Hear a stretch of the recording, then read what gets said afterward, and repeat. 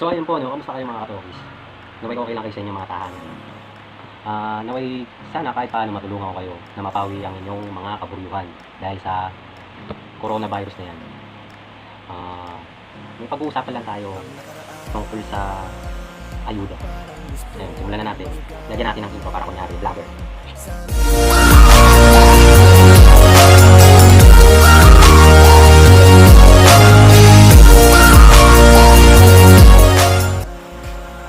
So ngayong gabi, no, actually gabi na ngayon, pag-uusapan natin yung iba't ibang uri ng mga taong nabibigyan ng ayuda. Yung mga nakakatanggap ng ayuda ngayong quarantine. So, simulan na natin. Ang una sa listahan natin si Friends with Benefits. Itong si Friends with Benefits sila yung mga kadalasang unang nabibigyan gawa nga ng kaibigan nila yung nasa posisyon. Ayun yung masakit na katotohanan. Pare, meron ba tayo dyan? Ako, pare, meron. Pare, ito. BFF kita di ba? Meron ka, hindi pwedeng mawalan. At andyan din naman si NPA kung tawagin.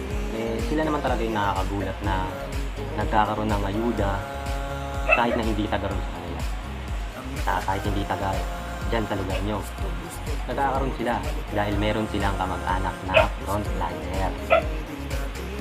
Saglit taga rito ka ba? Hindi ho. Pero yung kamag-anak ko po kasi dito sa barangay frontline. Kaya ganun. Sabi niya, pumila daw ako. Bibigyan daw ako. At nandyan din naman si Big Bam. Sila naman yung mga taong nabibigyan ng ayuda dahil sila yung mga nagagamit kadalasan sa eleksyon ng nasa posisyon at kumakandidato. Sila yung sa sobrang laki ng pamilya halos sila na lang yung laman ng balota. Yun. Bigay ko na sa pamilya mo. Oo, marami ko kami, malaki po pamilya namin. Di ba nga ho, ginamit nyo kami sa eleksyon. Laki nga po ng boto nakuha nun sa pamilya pa lang namin yun yun ang nagpanalo. At andyan din yung tinatawag natin na sagip kapamilya. Sila naman yung mga kahit paano meron, pero hindi sila pwede mawala sa listahan gawa nga ng kamag-anak sila ng nasa posisyon. Yung mga kamag-anak ko dyan yung mga kamag-anak ko dyan, sa bahay na lang tayo magkita-kita para hindi halata, okay? At meron din naman tayong tinatawag na kadikit. Sila yung mga kahit na naka-quarantine na tayo may trabaho at in short, may mga pinagkukunan sila ng financial. Dahil nga sa kadikit sila ng nasa posisyon hindi sila pwedeng mawala rin sa listahan. Ito para sa'yo. Para sa ito. Ay, thank you po. Hindi talaga ako nagkamali ng binikutan. Kaya sa inyo po ako. Salamat po. Pero ang masakit na katotohanan meron tayong mga kababayang Pilipino na hindi talaga totally nabibigyan. Gawa nga ng wala sila dun sa mga sinasabing listahan.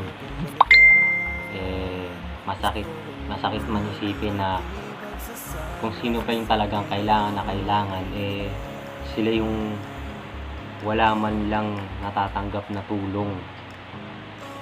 Pero hindi ko naman nila lahat hindi ko naman actually talagang nila lahat na nasa posisyon ganito ang sistema.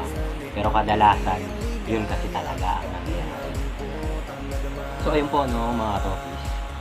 Ngayon ang mga iba't ibang uri ng taong nakakuha ng ayuda ngayong quarantine.